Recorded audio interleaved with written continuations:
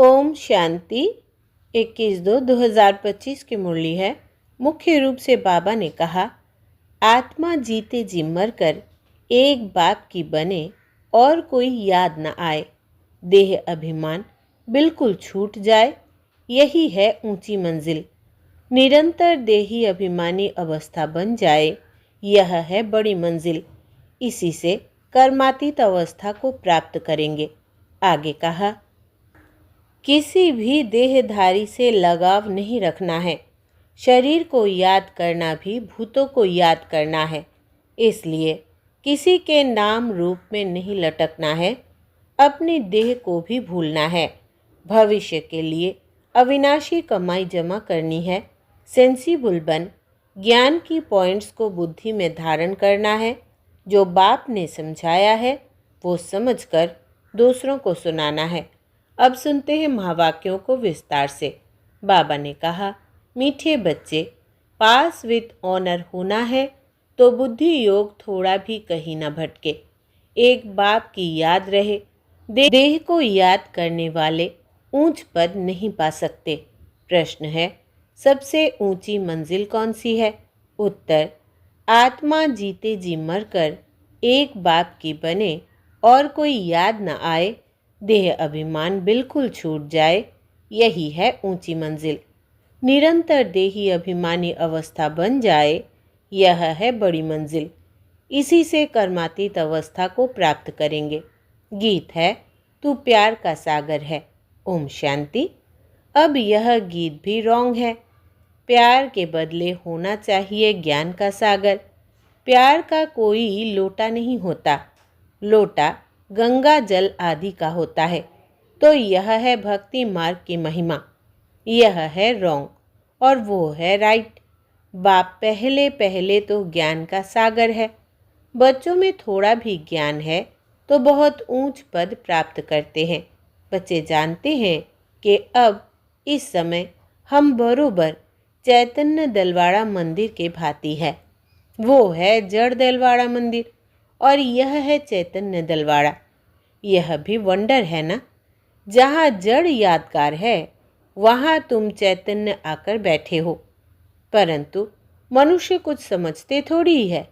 आगे चलकर समझेंगे कि बरोबर यह गॉड फादरली यूनिवर्सिटी है। यहाँ भगवान पढ़ाते हैं। इससे बड़ी यूनिवर्सिटी और कोई हो न सके। और यह भी समझेंगे कि यह तो बरोबर चैतन्य दिलवाड़ा मंदिर है। यह दिलवाड़ा मंदिर तुम्हारा एक्यूरेट यादगार है। ऊपर छत में सूर्यवंशी चंद्रवंशी है। नीचे आदि देव आदि देवी और बच्चे बैठे हैं। इनका नाम है ब्रह्मा। फिर सरस्वती है ब्रह्मा की बेटी। प्रजापिता ब्रह्मा है तो ज़रूर गोप गोपियाँ भी होंगे ना। वो है जड़ चित्र। जो पास्ट होकर गए हैं उन्हों के फिर चित्र बने हुए हैं। कोई मरता है तो झट उनका चित्र बना देते हैं। उनकी पोजीशन बायोग्राफी का तो पता है नहीं। ऑक्यूपेशन नहीं लिखे तो वो चित्र कोई काम का ना रहे। मालूम पड़ता है फलाने ने यह कर्तव्य किया है। अब यह जो देवताओं के मंदिर है उन्हों के ऑक्यूपेशन बायोग्राफी का किसी को पता नहीं है। ऊंचते ऊंच शिव बाबा को कोई भी नहीं जानते हैं। इस समय तुम बच्चे सबकी बायोग्राफी को जानते हो। मुख्य कौन कौन होकर गए हैं जिन्हों को पूजते हैं। ऊंचते ऊंच है भगवान। शिवरात्रि भी मनाते हैं तो ज़रूर उनका अवतरण हुआ है। परंतु कब हुआ, उसने क्या आकर किया, यह किसको भी पता नहीं है। शिव के साथ है ही ब्रह्मा। आदि देव और आदि देवी कौन है? उन्हों को इतनी भुजाएं क्यों दी है? क्योंकि वृद्धि तो होती है ना। प्रजापिता ब्रह्मा से कितनी वृद्धि होती है? ब्रह्मा के लिए ही कहते हैं 100 भुजाएं, 1000 भुजाओं वाला। विष्णु व शंकर के लिए इतनी भुजाएं नहीं कहेंगे। ब्रह्मा के लिए क्यों कहते हैं? यह प्रजापिता ब्रह्मा की ही सारी वंशावली है ना। यह कोई बाहों की बात नहीं है। वो भल कहते हैं 1000 भुजाओं वाला ब्रह्मा, परंतु अर्थ थोड़ी समझते हैं। अब तुम प्रैक्टिकल में देखो, ब्रह्मा की कितनी भुजाएं हैं। यह है बेहद की भुजाएं। प्रजापिता ब्रह्मा को तो सब मानते हैं, परंतु ऑक्यूपेशन को नहीं जानते। आत्मा की तो बाहें नहीं होती, बाहें शरीर की होती है। इतने करोड़ ब्रदर्स है, तो इन्हों की भुजाएं कितनी हुई। परंतु पहले जब कोई पूरी रीति ज्ञान को समझ जाए, तब बाद में यह बातें सुनानी है। पहली पहली मुख्य बात है, एक बाप कहते हैं मुझे याद करो और वर्षे को याद करो। फिर ज्ञान का सागर भी गाया हुआ है। कितनी अथाह पॉइंट्स सुनाते हैं। इतनी सब पॉइंट्स तो याद रह ना सके। तंत अर्थात सार बुद्धि में रह जाता है, पिछाड़ी में तंत हो जाता है मन मना भव। ज्ञान का सागर श्री कृष्ण को नहीं कहेंगे, वो है रचना। रचता एक ही बाप है।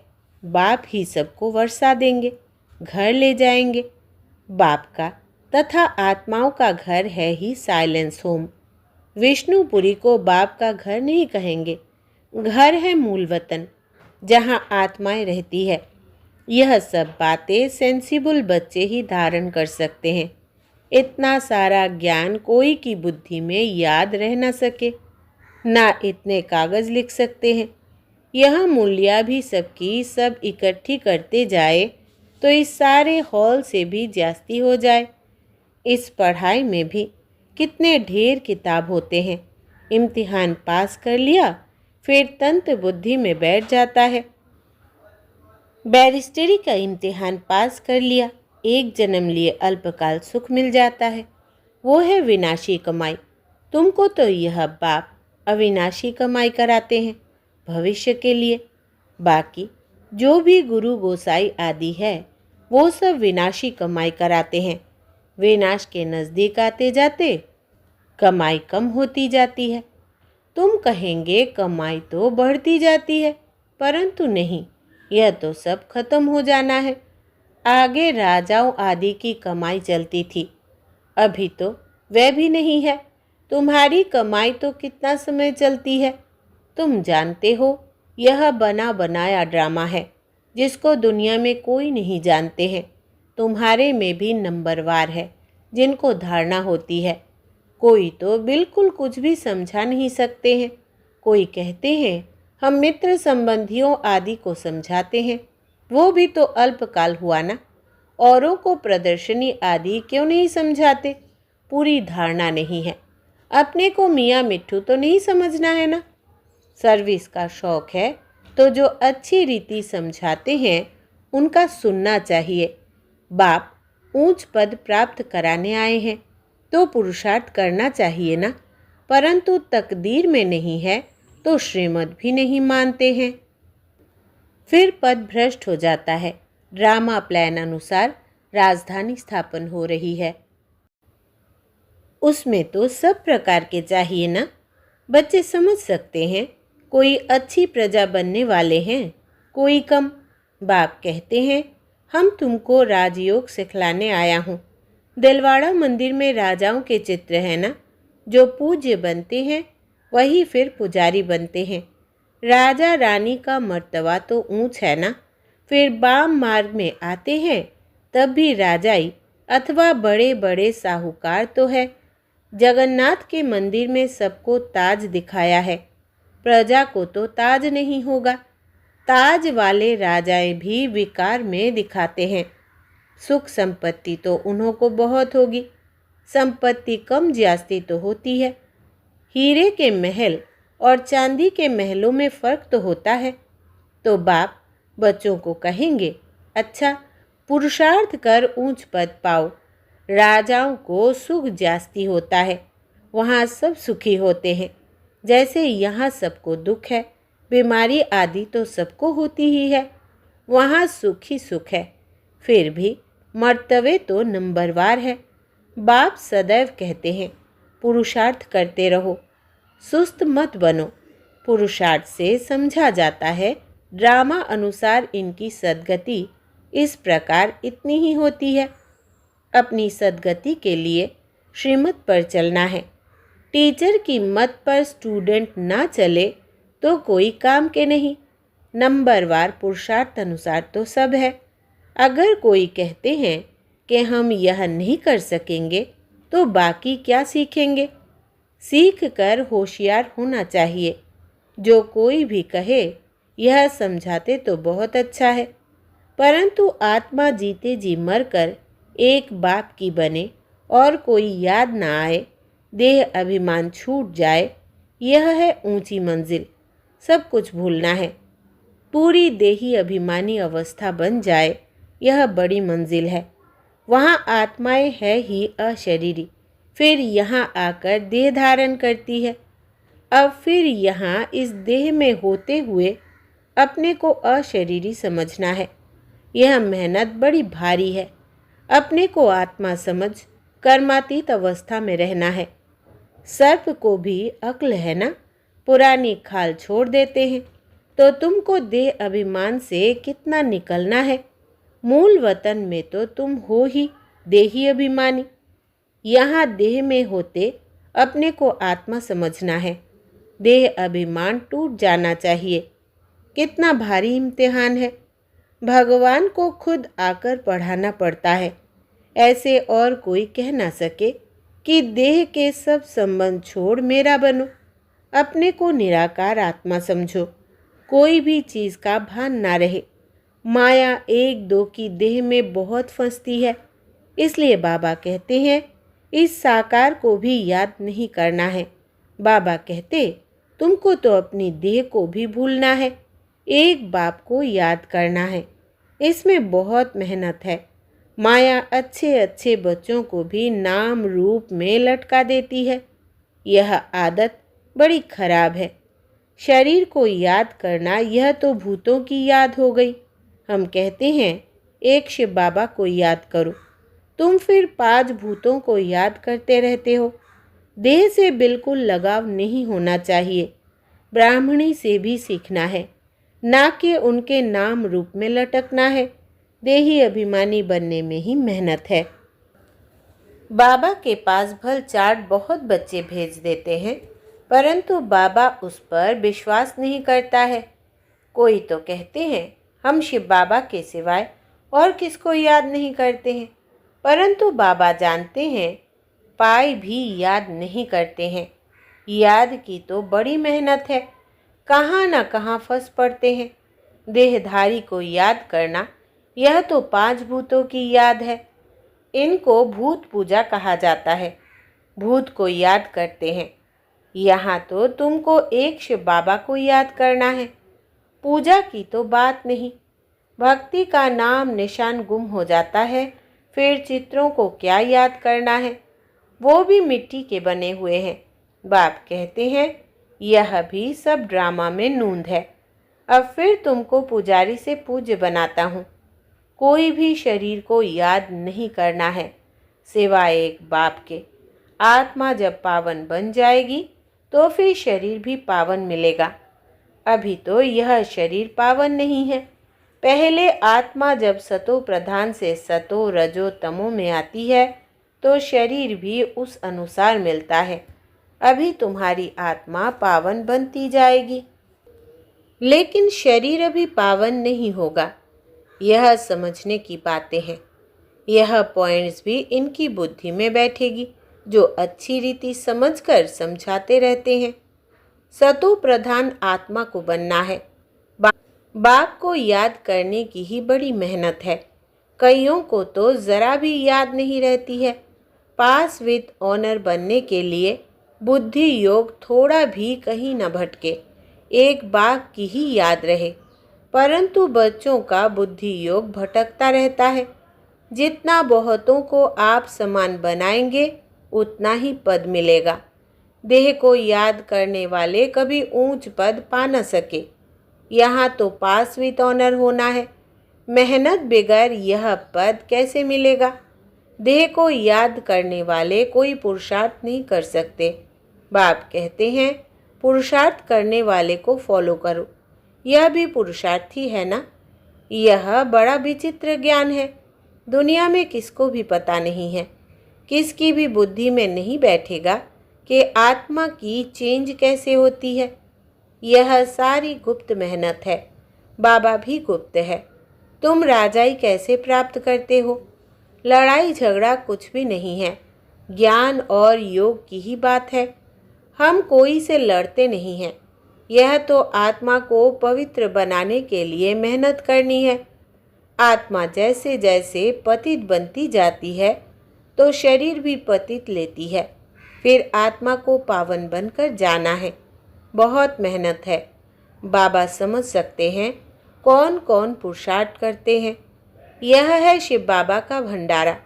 शिव बाबा के भंडारे में तुम सर्विस करते हो। सर्विस नहीं करेंगे तो पाई पैसे का पद जाकर पाएंगे। बाप के पास सर्विस के लिए आए और सर्विस नहीं की तो क्या पद मिलेगा? यह राजधानी स्थापन हो रही है। इसमें नौकर चाकर आदि सब बनेंगे ना।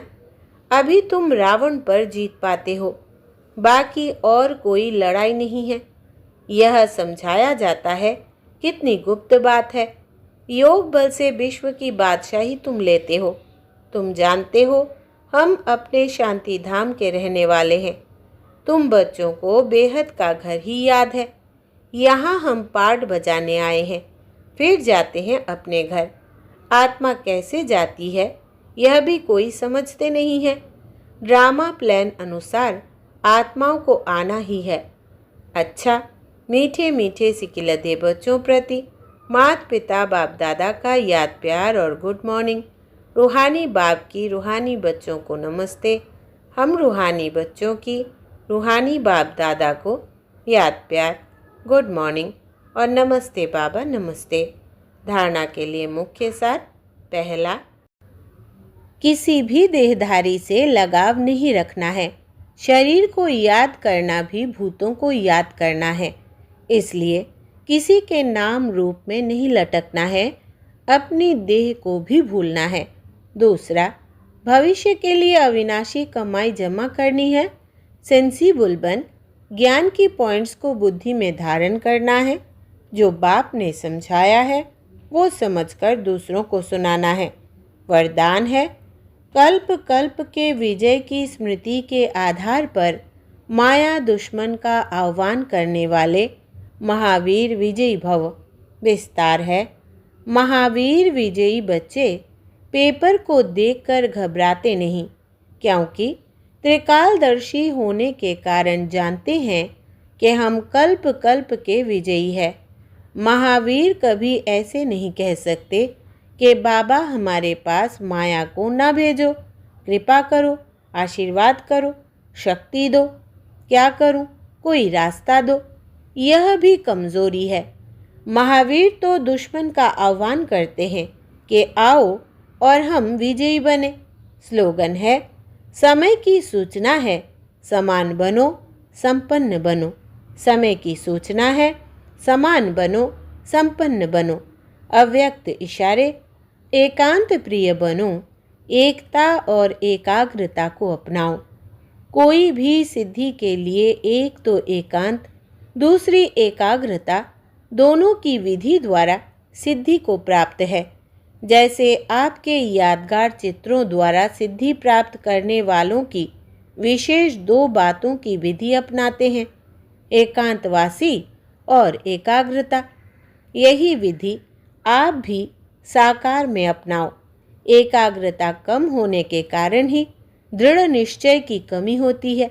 एकांतवासी कम होने के कारण ही साधारण संकल्प बीज को कमज़ोर बना देते हैं। इसलिए इस विधि द्वारा सिद्धि स्वरूप बनो। अच्छा, ओम शांति।